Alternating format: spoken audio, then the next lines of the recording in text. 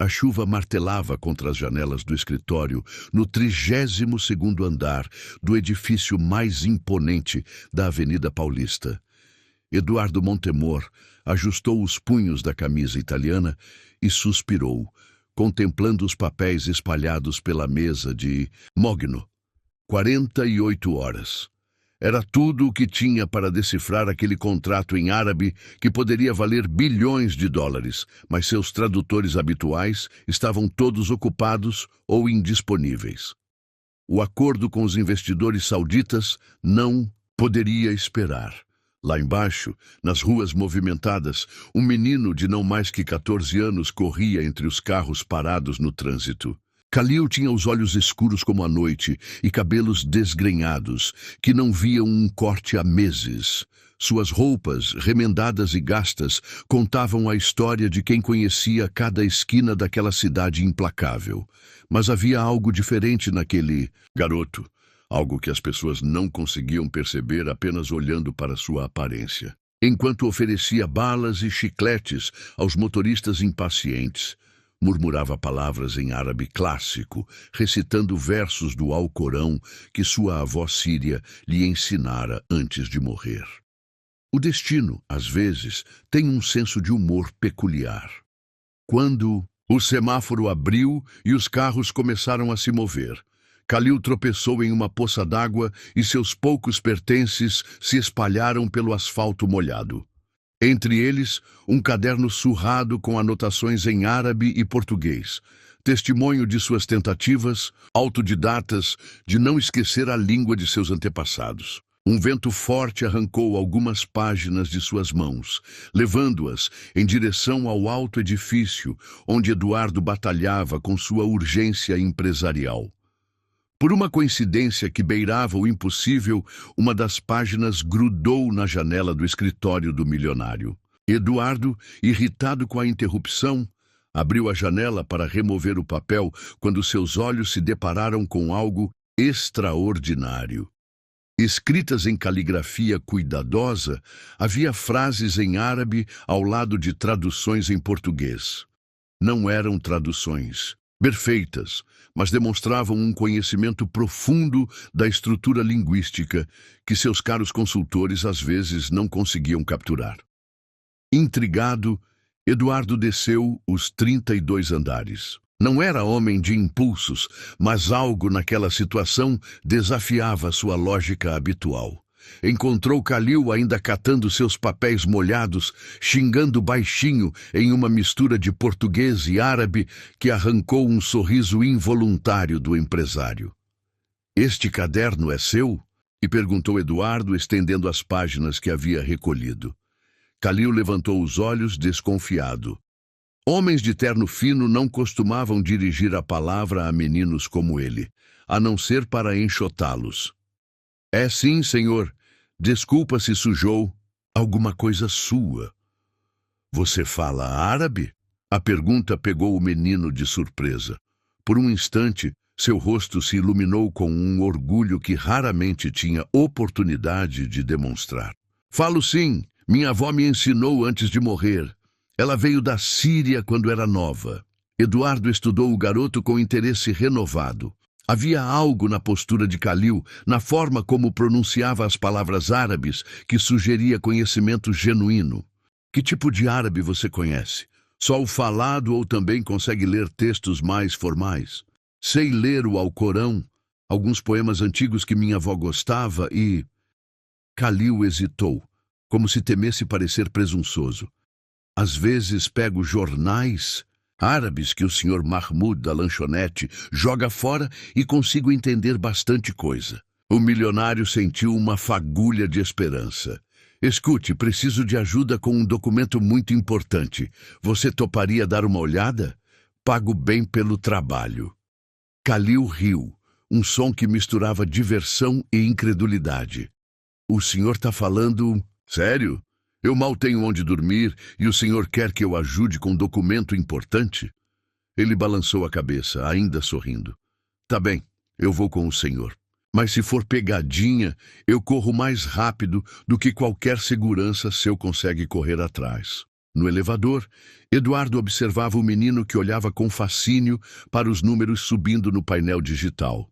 Khalil nunca havia estado em um prédio tão alto e a experiência era simultaneamente emocionante e intimidadora. Quando chegaram ao escritório, seus olhos se arregalaram diante da vista panorâmica da cidade. Nossa, daqui de cima São Paulo parece um tapete gigante, murmurou, aproximando-se da janela.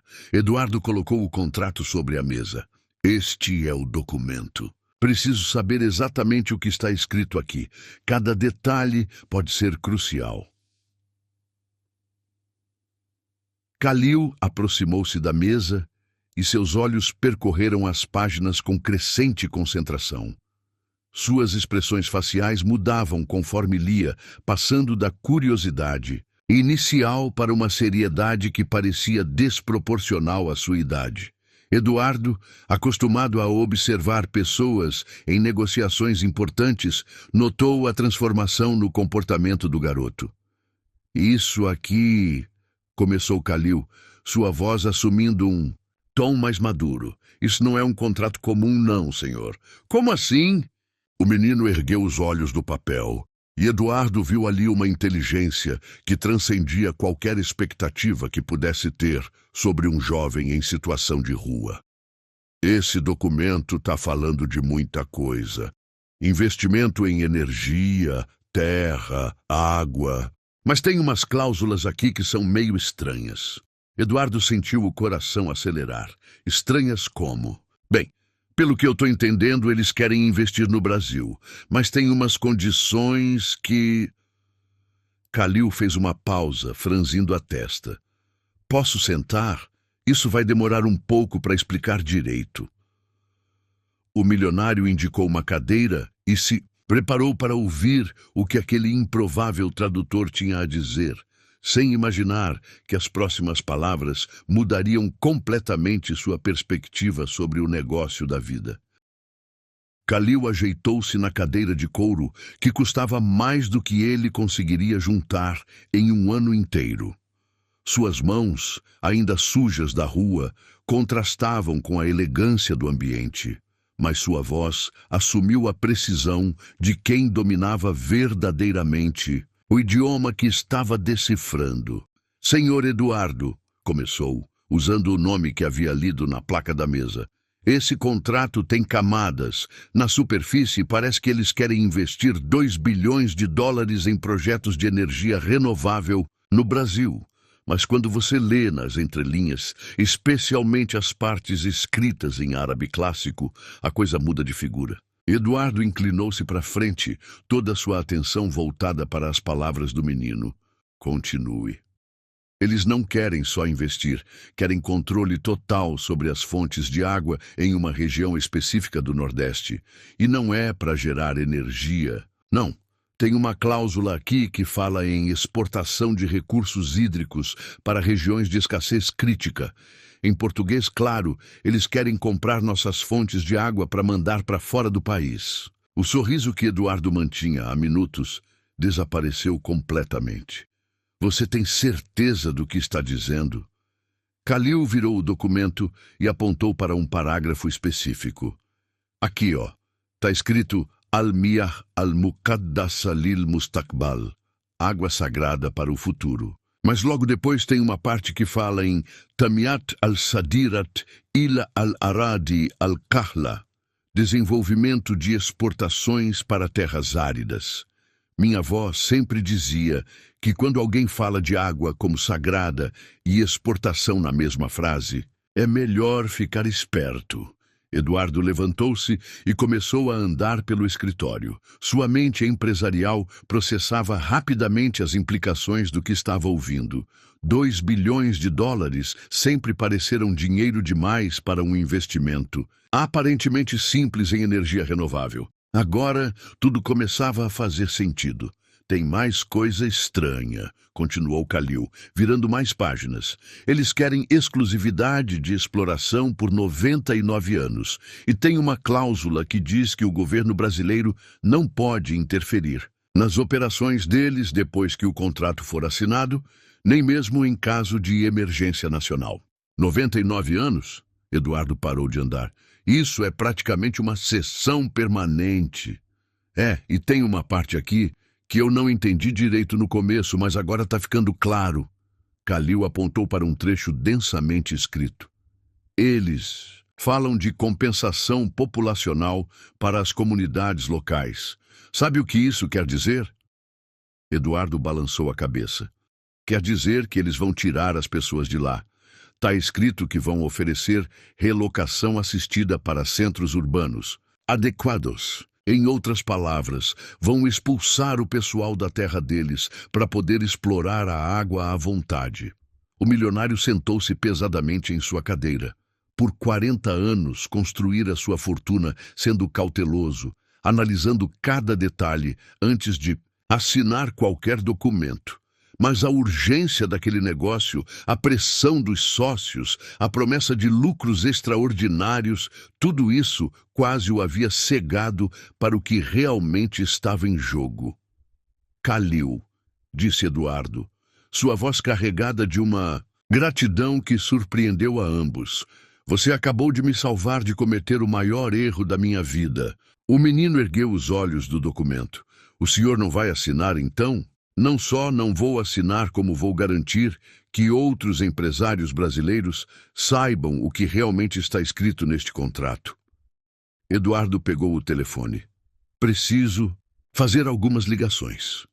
Enquanto Eduardo falava com advogados e contatos no governo, Kalil continuou lendo o documento.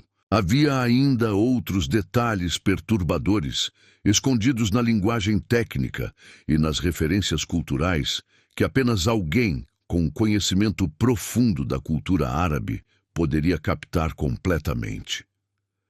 Quando Eduardo terminou suas ligações, encontrou o menino fazendo anotações em seu caderno surrado. Encontrou mais alguma coisa? Algumas coisas menores, mas que confirmam que esses caras não estão brincando em serviço. Kalil fechou o caderno. Senhor Eduardo, posso fazer uma pergunta? Claro. Por que o senhor confiou em mim? Quer dizer, eu sou só um menino de rua. O senhor podia ter me ignorado. Eduardo refletiu por um momento antes de responder. Sabe, Kalil, passei a vida inteira cercado de pessoas que dizem o que pensam que eu quero ouvir. Você foi a primeira pessoa em muito tempo que me disse exatamente o que precisava saber, sem tentar me agradar ou impressionar. O menino sorriu timidamente. Minha avó sempre dizia que a verdade pode doer, mas a mentira mata. Sua avó era uma mulher sábia. Eduardo abriu uma gaveta de sua mesa e retirou um envelope. Este é o pagamento que prometi, mas tenho uma proposta melhor para você. Kalil olhou desconfiado para o envelope. Que tipo de proposta? Que tal se eu te ajudasse a estudar? Escola particular, curso de idiomas, preparação para a universidade. Em troca, você poderia me ajudar ocasionalmente com traduções. Oficialmente, como consultor linguístico da empresa. Os olhos do menino se encheram de lágrimas que ele tentou disfarçar. O senhor está falando sério? Completamente sério. Você tem um talento raro, Kalil. Seria um desperdício não cultivá-lo adequadamente. Naquela tarde chuvosa, enquanto São Paulo se estendia lá embaixo como um mar de possibilidades, dois mundos completamente diferentes se encontraram e se transformaram mutuamente. Eduardo havia aprendido que às vezes a sabedoria vem dos lugares mais inesperados, e Kalil descobriu que seu conhecimento, preservado com tanto amor pela memória de sua avó, poderia ser a chave para um futuro que nunca havia ousado sonhar. Quando saíram juntos do prédio naquela noite, não eram mais o milionário e o menino de rua. Eram duas pessoas que haviam encontrado algo valioso uma na outra, provando que às vezes os encontros mais improváveis resultam nas parcerias mais extraordinárias.